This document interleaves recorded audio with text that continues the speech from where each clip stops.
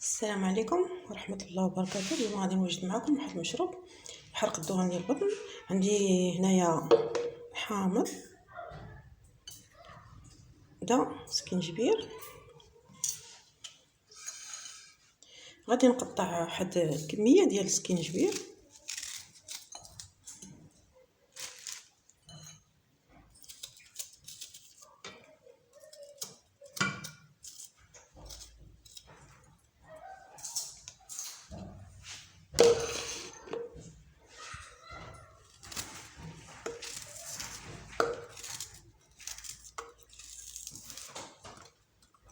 يمكن لكم تشربوه غير هكاك الا قدرتوا، يمكن لكم تحليوه بالعسل، ما ديروش السكر، ديروا عسل الحر،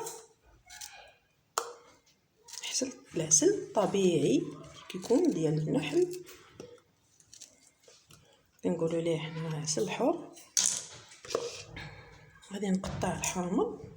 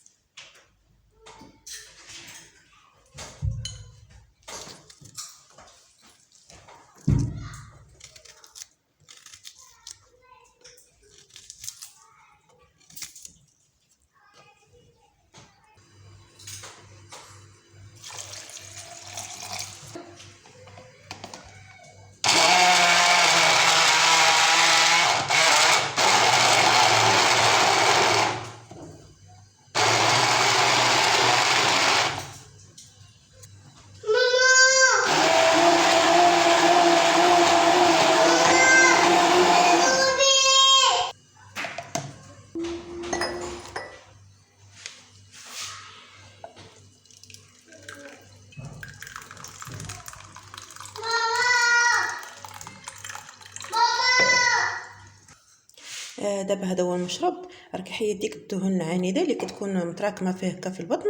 انا مجرباه ولقيت عليه نتيجه، وكنت من هذا المشروب تصيبوه وتجربوه حتى نتوما كيفاش كما جربته حتى انايا ولقيت عليه نتيجه. يمكن لكم دابا هاد الكاس ديال الماء اللي درت فيه حامضه وطرف ديال السكينجبير، غادي تخليوه وتسدوا عليه في قرعه وتحطوه في الثلاجه هكا مده 3 ايام صافي. الا بغيتو تحتفظوا به كمجمد وتبقاو تهزوا منه هكا في واحد العلبه تكون هكا العلبه اللي كيكونوا فيها المربعات، وتخوي تمك وتبقاو تهزوا واحد الطريف او 3 ظروفه على حسب داك المشروب اللي بغيتو، وديروا فيه كاس بحال هكا شويه منه تقريبا الربع ديال الكاس، وتزيدوا عليه الماء سخون. انا عندي هاد الماء طيب، خصني نزيد ليه شويه ديال الماء بارد، وكتشربوه بالصحه والراحه على قبل الفطور وقبل قبل الماكله.